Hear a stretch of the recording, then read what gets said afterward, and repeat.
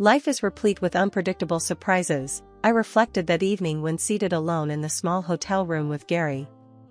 My spouse Logan's absence in another city for the past few months has caused me much tension. I missed him, undoubtedly, but it was not just due to his absence. It was his disregard, his indifference. The fundamental issue was that solitary nights were eroding my spirit.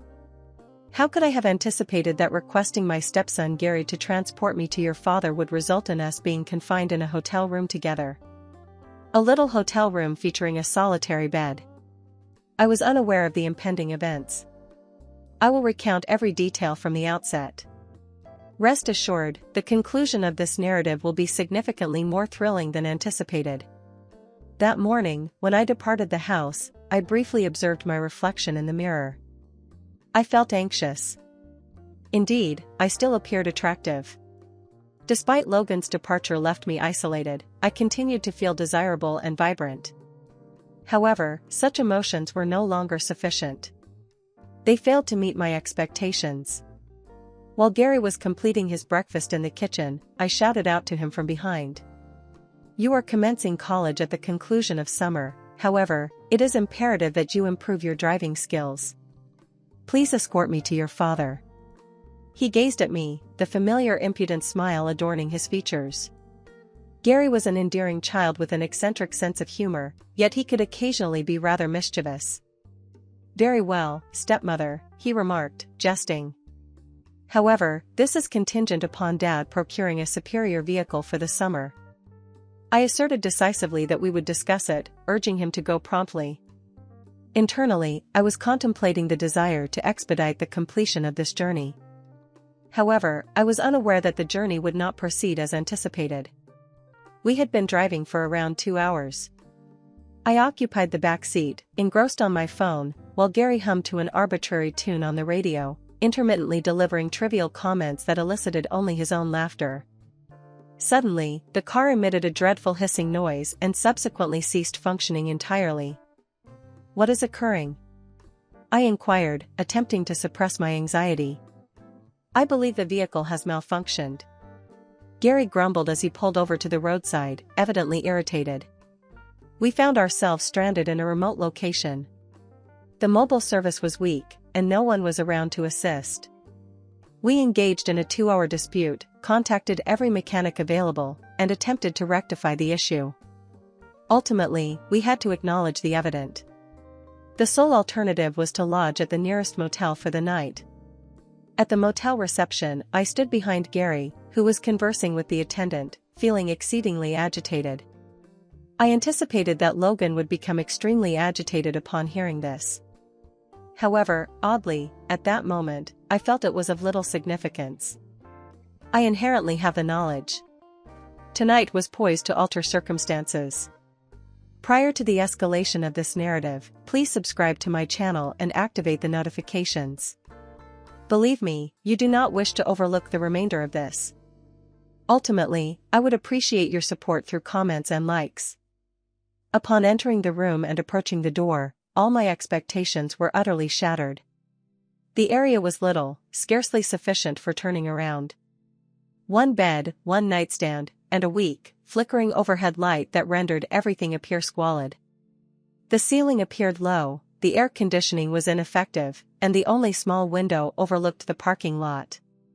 Is this all there is? I murmured, disheartened. Gary entered behind me, chuckling. What were your expectations? A luxury hotel rated 5 stars? Calm down, stepmother, it is really one evening. That mocking tone once more, accompanied by the same smirk? It exasperated me. However, it simultaneously ignited an inexplicable sensation within me. Although I was reluctant to acknowledge it, the prospect of being confined here, alone, with Gary tonight appeared really tolerable. Gary entered behind me, chuckling. What were your expectations? A luxury hotel rated 5 stars? We are present for a single night. Calm down, stepmother. His mocking tone, coupled with his impudent smirk, exacerbated my aggravation. However, I cannot claim to have completely despised Gary's nonchalant, relaxed demeanor. Being in his presence, although I would never confess it, elicited an inexplicable excitement within me. "The heat is unbearable," I remarked, massaging the nape of my neck. "I believe I require a shower, or I may faint." "Certainly," Gary remarked nonchalantly, collapsing onto the bed and reclining supinely. "This is your realm, Carmen. Engage in any activities necessary to establish a sense of comfort and belonging." I observed him briefly. His slender yet muscular physique, along with the subtle youthful quality of his visage, imparted a peculiar attractiveness. However, I promptly endeavored to dispel the thought from my mind. He was, ultimately, the son of Logan.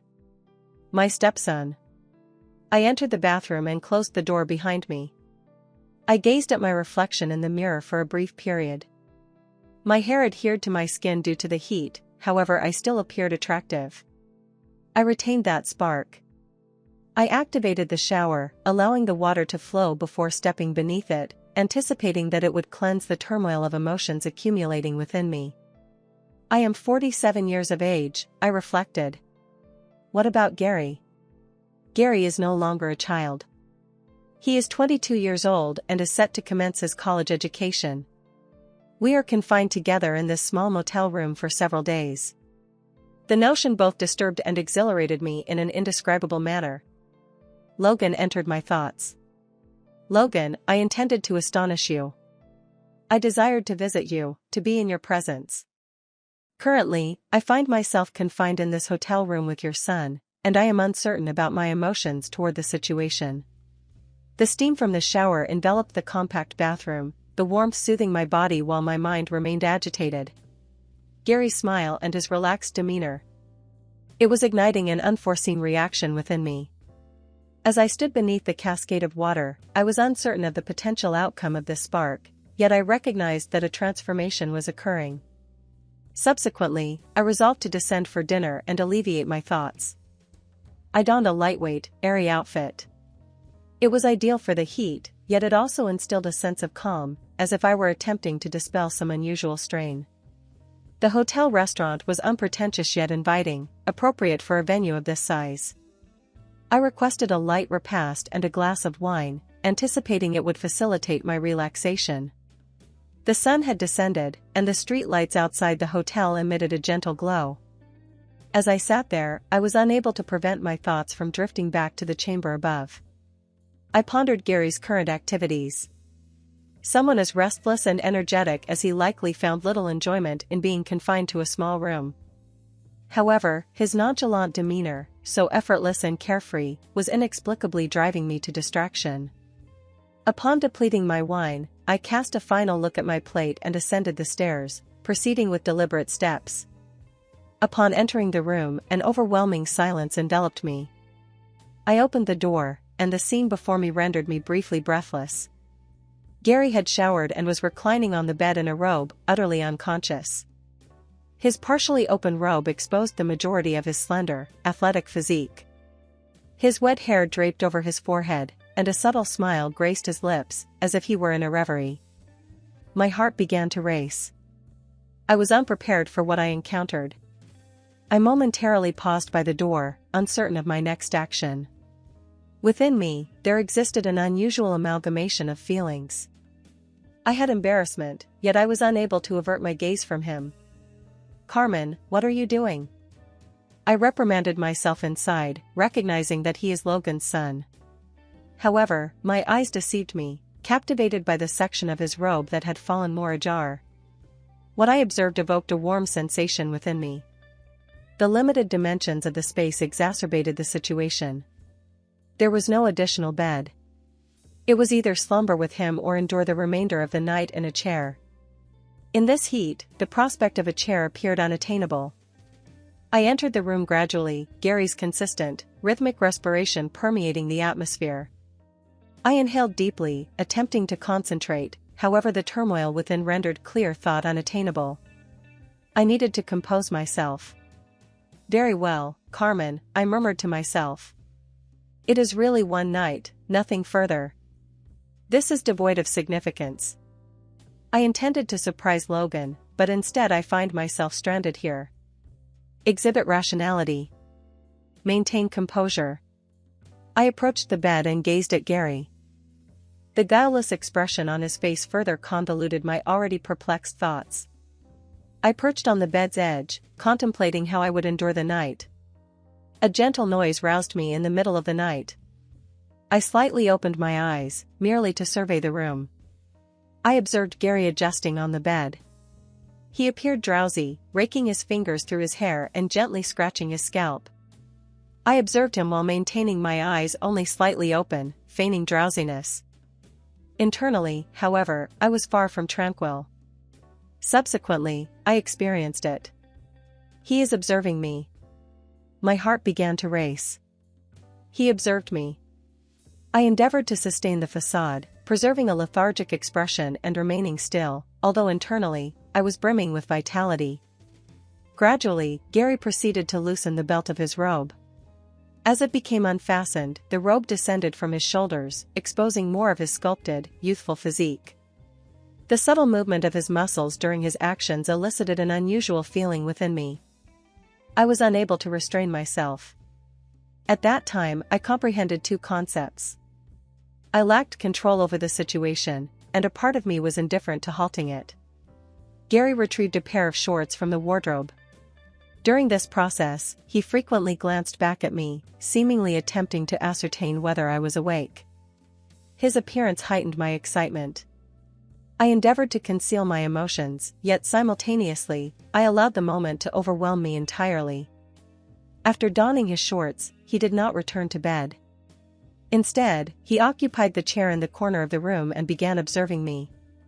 The intense scrutiny was both disconcerting and evoked an ineffable sensation within me. I closed my eyes, feigning slumber. However, for what duration could I genuinely maintain this facade? Ultimately, I could no longer endure it and sat upright. Upon locking eyes with Gary, I ensured my voice remained steady as I spoke my feelings candidly. Your enthusiasm is exhilarating me, Gary. I sensed those words linger in the atmosphere. At that instant, I realized that nothing would ever return to its previous state. Gary's eyes momentarily fluttered, then he inhaled deeply and began to articulate his thoughts. I am uncertain, Carmen, he stated, his tone subdued yet firm. We have been cohabitating for some time, particularly during my father's absence, and the longer we are together, the stronger my feelings for you get. Unbeknownst to you, there are occasions when I cannot conceal my admiration for you. At present, this appears to be a surreal experience. His remarks surprised me, yet they also ignited a response within me.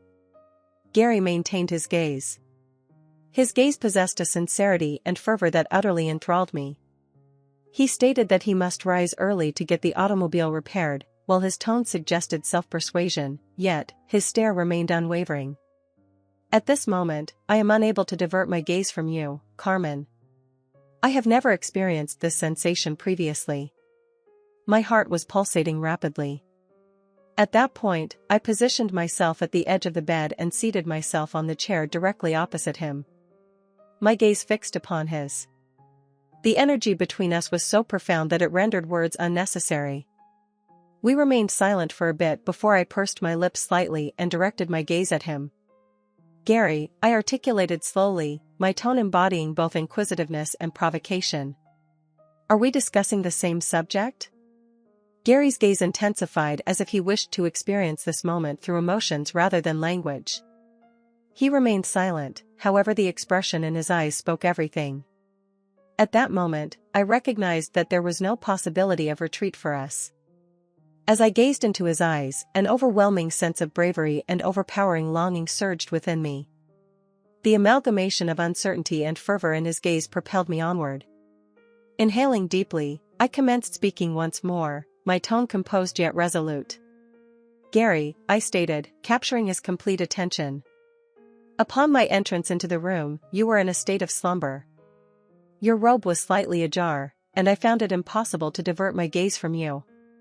It affected me more profoundly than I anticipated. We cannot evade these emotions. We are both aware of that. As my words lingered, I advanced and gradually rose to my feet. His gaze tracked my every movement, his respiration accelerating. I was unable to contain the exhilaration coursing throughout me. As my fingers grasped the sash of my garment and I gradually loosened it, I discerned the alteration in his breathing with each motion I executed. "I believe," I stated, my voice descending to a whisper. "We must achieve equilibrium, Gary." I gradually unzipped the rear of my dress. The garment descended from my shoulders and fell to the ground. The chilly air across my skin intensified the inside heat I felt. The expression in his eyes spoke all. Astonishment, reverence, and an irresistible attraction. The silence between us now resembled a link, our breaths intertwining. I advanced another step toward him, maintaining eye contact. I stated in a subdued tone, "We shall ascertain if we are indeed discussing the same subject." Gary's gaze remained fixed on me, his demeanor unwavering and intense. He abruptly rose, maintaining his attention onto me, and illuminated the room. The gentle illumination permeated the room as he approached and secured the door. My heart began to race at that instant. It seemed as though the entire world had decelerated, isolating only the two of us. As he approached me, my respiration accelerated. He appeared to be attempting to decipher my gaze, while also being acutely cognizant of the unspoken attraction between us. As he approached, his hands grasped my waist, and the warmth of his contact resembled an electric current coursing through me. Silently, he inclined towards me, his gaze fixating on my lips. I did not raise any objections. I was unable to do so. All aspects of this appeared organic, as if it were destined to occur. Upon the convergence of his lips with mine, all internal tension dissipated. His kiss was deliberate and probing, yet imbued with unmistakable fervor. My hands automatically grasped his shoulders, sensing their power and warmth enveloping me. The distance between us vanished as our breaths intertwined. That moment resembled an eruption of all the unexpressed feelings between us. Gary's vitality and enthusiasm intersected with the profound passion I had harbored throughout the years. It marked the commencement of an experience, one that was both daunting and exhilarating. That evening, our feelings for one another were unmistakably evident. I reclined onto the bed, my body fatigued yet my thoughts in turmoil. My respiration remained irregular. My foot grazed the fabric of my garment on the floor. I sensed Gary's stare upon me, a powerful and subdued force emanating from his eyes. Shortly thereafter, he stooped and retrieved the dress, his fingers gently gliding over the spot where my foot had rested. Even that seemingly trivial action ignites a fervor within me. As he grasped the clothing momentarily, I observed a brief flicker of hesitancy on his face, swiftly supplanted by resolve. He placed the clothing aside and directed his hands to the bed's edge. He ascended onto the mattress gradually, his motions cautious and intentional. As he approached, the expression on his face revealed his emotions, a blend of exhilaration and compelling allure. While reclining on the opposite side of the bed, I sensed Gary's proximity. My heart persisted in racing, my respiration intensified. Upon observing him bend towards me, I recognized that the gap between us had nearly vanished. It seems like everything had culminated at a breaking point. Retracement was not an option. At that moment, I experienced an overwhelming sensation within me. It was both painful and exhilarating simultaneously. I gazed at the ceiling and observed Gary's face, captivated by his gesture of stroking his hair back from his forehead with his palm. I discerned Gary's emotions through his eyes. He was flushed, exhilarated, and elated. I observed his fervent dedication, and I was touched by his breathlessness.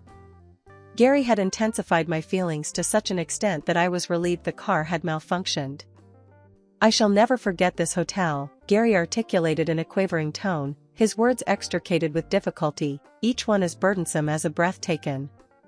His gaze was fixed upon me, yet his hands trembled slightly.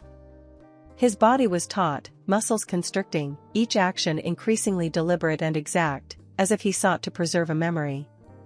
She stated that she no longer desires her father to sell the car. Subsequent to these statements, he reclined next me, shut his eyes in silence, and awaited the restoration of his breath. I was fatigued and lacked the strength to utter a syllable. My legs continued to convulse, and I was unaware of how I had succumbed to slumber. The following morning, Gary arrived with the repaired car and informed me that we needed to retrieve Logan and proceed to the city where he was located. While traveling, I had remorse and ambivalent feelings. Simultaneously, I felt a surge of exhilaration as I gazed at Gary. His gaze, his behavior, and all aspects of his being were influencing me. The situation was exceedingly complex, yet I remained uncertain about the outcome. I was unable to choose between the inquiries in my head and the exhilaration. The sole certainty I possessed was that this travel would signify a pivotal transformation. If you have reached this point, I am confident my narrative has captivated you. Do not overlook further opportunities. Select the follow button, activate notifications, and engage with us by commenting on this narrative. I eagerly anticipate your insights.